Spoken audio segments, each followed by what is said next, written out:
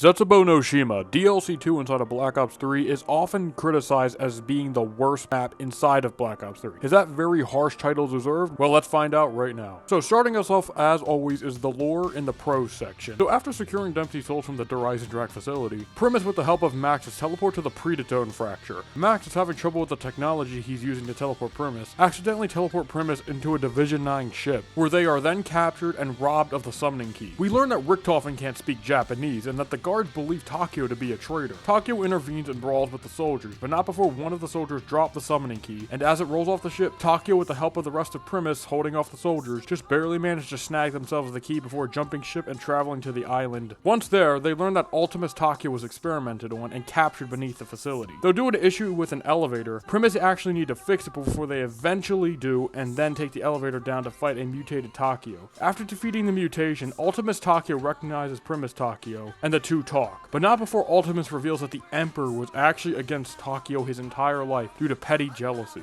After a severe mental setback, Primus Takeo gathers his bearings and distills the news on the Ultimus Takeo that his sacrifice is necessary for a better tomorrow. Ultimus agrees, and via seppuku dies in honor, and thus leaving his soul secured in the summoning key. Afterwards, Primus teleports to Alcatraz to secure some blood vials as an insurance policy, as Richtofen knows what's coming up. And then after they secure those blood vials, they then head over to Stalingrad to grab Nikolai's soul to almost complete their mission. However, something insane happens in regards to their little trip to Alcatraz, but we'll get into that soon. The story, as always, is fantastic. The amount of things we learn, like about Takeo and the Emperor, what happened to Ultimus Takeo, there's a lot of speculation and mystery even still behind this story that we don't even know today. Like, what was the extent of Division 9 research? Because not only was there this giant facility built on this island, Division 9 themselves, as we know, are building the Rising Sun facility in Shinonuma. They also built this facility and did some very heinous experiments on the wildlife. This place is absolutely horrifying, and I'd be inclined to say that this might be my personal scariest zombies map. The absolute horrors around this map, the unsettling atmosphere with the mutated water, the mutated wildlife, the mutated plants, and the story also just intertwines itself so well into it because we have things like gas masks, we have Primus hallucinating, we have so many little things, and we just want so many answers, and I feel like this story does a great job at conveying to us what we need to know, but leaves us with enough to speculate about when it comes to like the research on Division 9. Moving on from aesthetics, we actually are going to talk about some gameplay things, and those gameplay things being spiders. Spiders, of course, this being an island of experiments, spiders were experimented on and turned into these horrifying nightmare-fueled creatures. These things are very dangerous, annoying, and very cool nonetheless, all in the same bundle. Spiders, think of hellhounds, but on crack. First of all, a lot more can spawn in than hellhounds. They're a lot smaller. They do a decent amount of damage. They can block entrances with spider webs, so you have to tear them off with your knife. We have spider rounds instead of hellhound rounds, and the spiders in general fit the theming of the map better than something like a hellhound on Horizon Drac.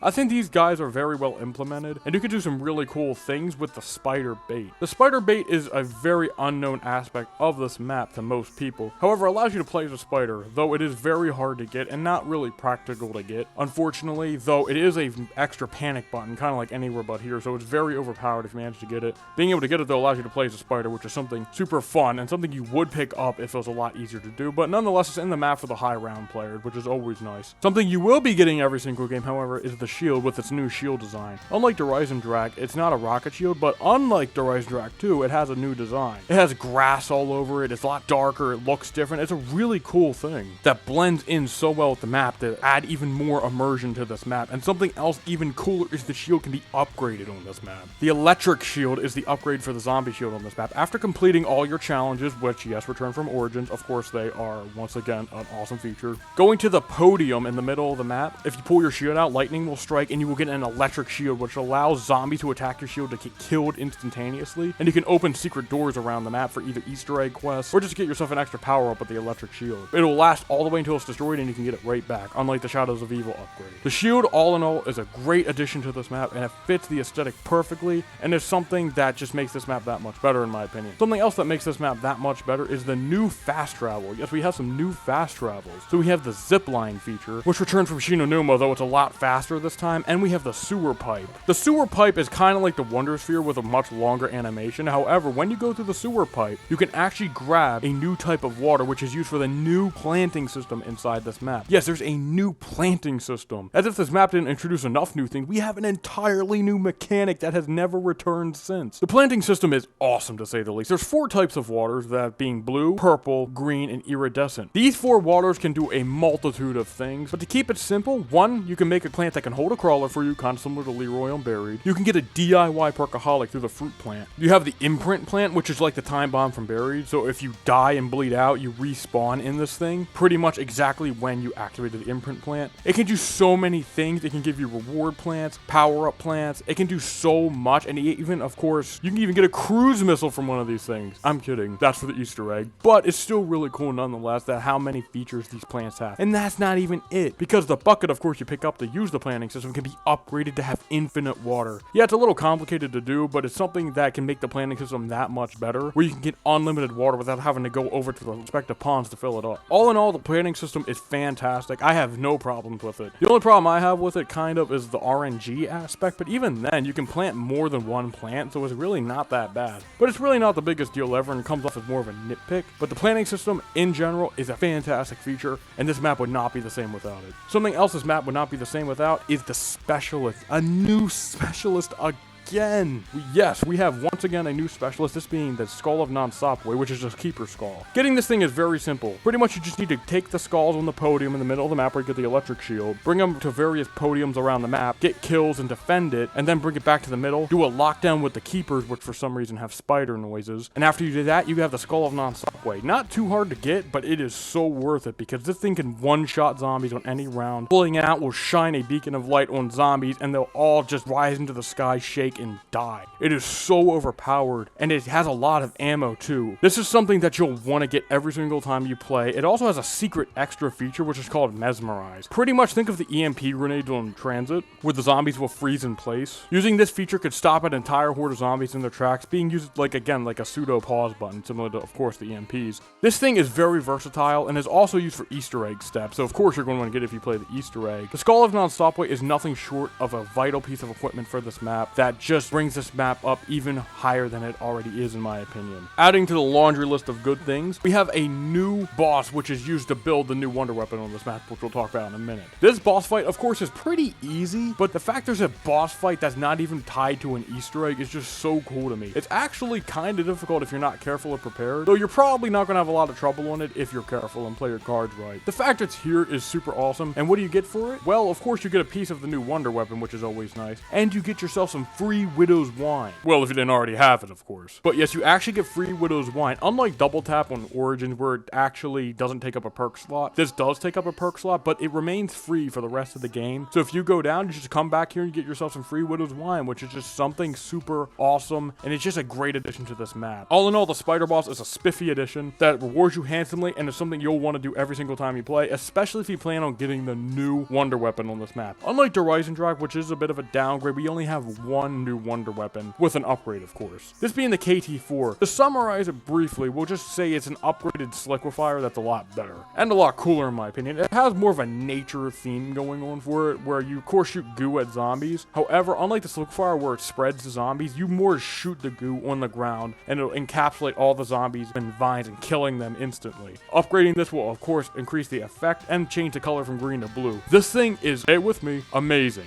You're going to want to get this thing every time you play, and 2 people can get this. If you build it, you get one for free, and you can get the next one from the box. And speaking of the mystery box, there's a reason to hit it again, unlike on Horizon Drac, where you pretty much had no reason to hit the box other than for monkey bombs, or to see the KRM in the box, which you can't even get on Horizon Drac from the box. In this map, there are 3 exclusive weapons in the box that you cannot get anywhere else from challenges or even from the plant. These being the Marshals, the Razorback, and the HG40, which is an upgraded MP40. Razorback and Marshals actually don't appear on any other BO3 maps, however the HG40 does appear on another BO3 map. The point is though, there's actually a reason to hit the box again, and that is something that was sorely missing, and not just Horizon Drac, but in Shadows of Evil 2 barring the little Arnies. This is a great thing, and something I always try to get, because the Razorback is one of my personal favorite weapons inside of all of zombies. Chugging along nicely, I would like to talk about the challenges. Yeah, challenges actually return here, though they do come with a bit of a caveat in which you actually need to complete them to be able to do the Easter egg, which does kind of suck, but you'll want to complete these anyway.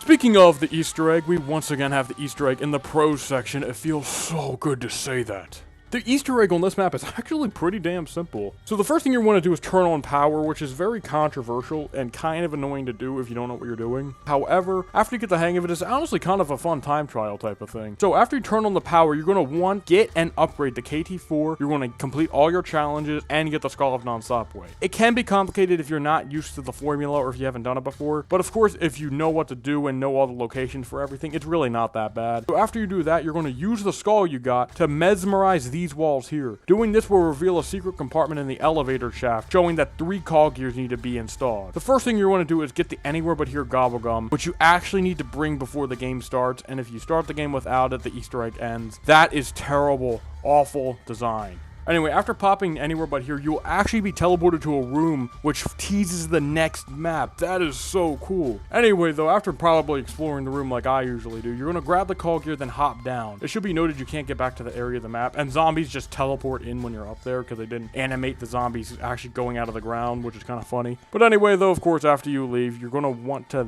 then get the electric shield from completing your challenges. After you get the electric shield, you're going to use the zip line at the top of Lab A to slide down to the docks area and then drop off at a very specific point. In co-op, this is a lot harder to do, but in solo, it's pretty easy. However, it should be known you could drop into the water and instantly die. After you drop down, you're going to, of course, want to pick up the call gear and then get blue water. After picking up some blue water, you're going to once again start using the planting system to your advantage. You're going to plant 3 blue plants around the map in solo, or in co-op, you can do more. Plant the blue water and then shoot it with the KT4. After 3 rounds, you have a 33% chance to get a cruise missile from one of these. I will say that this step is kind of stupid because it's completely RNG. Though it's not too bad since you can use multiple plants, and you can even do more than 3 in solo if you're quick enough or you have enough seeds, which I just realized is actually a new power-up on this map, so that's always cool. Anyway, though, after you eventually get the cruise missiles, which hopefully shouldn't take too long, you want to go out to the top of the bunker to this room here, and you'll see an artillery cannon here. So you're going to very carefully go up to this thing and hold your interact button until you hear a missile loading sound. This sound is very hard to hear and very precise, so make sure you're listening.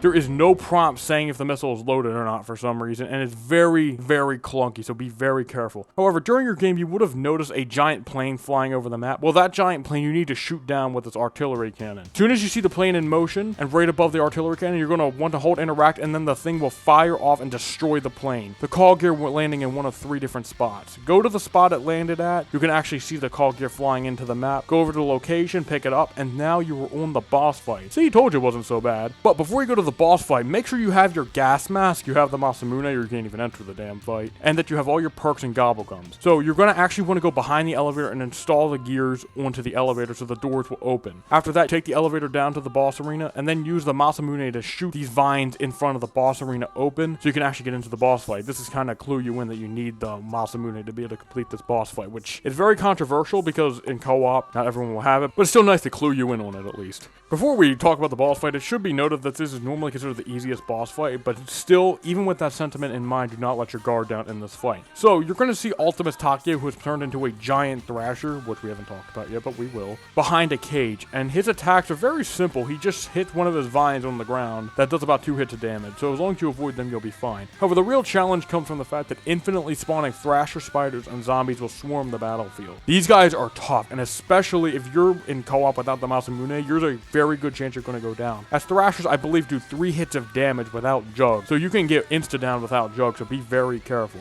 Pretty much so you're going to want to avoid the thrashers for as long as possible until Ultimus Takeo's pores reveal themselves on his arms. You're going to want to shoot these things a total of 4 times, 1 on each of his arms. After you shoot all these 4 times, you will then complete the boss fight, and then an awesome cutscene will ensue. I'll briefly comment on the cutscene as I talked about in the beginning, but this cutscene is very nice, and the fact the little detail at the end where your team goes to Alcatraz and your character models actually change to have blood vials on them is a very nice touch. Anyway though, this Easter egg was an awesome success in my opinion, and whenever I get on BO3, Zetsubou is always at the top of my list on which maps I want to play. This map just has a lot of stuff going for it, dude, and I know this map is hated by many, but I really do like it. Some things I don't like though, we're going to move on to the content or the thrashers. These guys are kind of annoying because they just spawn in way too too much, and they can insta-down you without Jug. Something else I don't like, of course, is the Force Anywhere But Here. The fact they don't even clue you into needing it is really stupid, but after you know about it, it's really not that big of a deal anyway, because also Anywhere But Here is one of the best Gobblegums in the game, as it's great for speedrunning, or just trying to get out of a sticky situation. Pack-a-Punch and Power are another problem with most people. I notice I haven't talked about Pack-a-Punch yet, but Pack-a-Punch you actually need to open a gate to get to, similar to Guess the Reese, but you need to actually find the parts around the map. After you know the locations, it's not that bad at all. Same with the Power. Once again, it's just more of an inconvenience if you don't know what you're doing. After you get the hang of it though, both Pack-a-Punch and Power really aren't that bad and honestly serve as a fun time trial. And this method doesn't return too much to where it becomes stale anyway, so I really don't see a problem with it. And that brings us to the end of Zetsubou. I personally think Zetsubou is literally just like the Rising Track, just about perfect. It has a few blemishes, such as, of course, the Thrashers being kind of annoying, and I will admit the Spores are kind of annoying without a gas mask, but they have a lot of lore implications that kind of remedy it. And this map just does a lot of stuff right, and the stuff it does do wrong, it actually remedies itself with other things, kind of like the Spore and the hallucinations. The Spores normally would be an inconvenience, but the hallucinations add to it, and really don't make going through the Spores that bad of a thing. So I just really like this map, and I just think it does a lot well, and I personally think this map is the most underrated map in this game, if not in all of Zombies.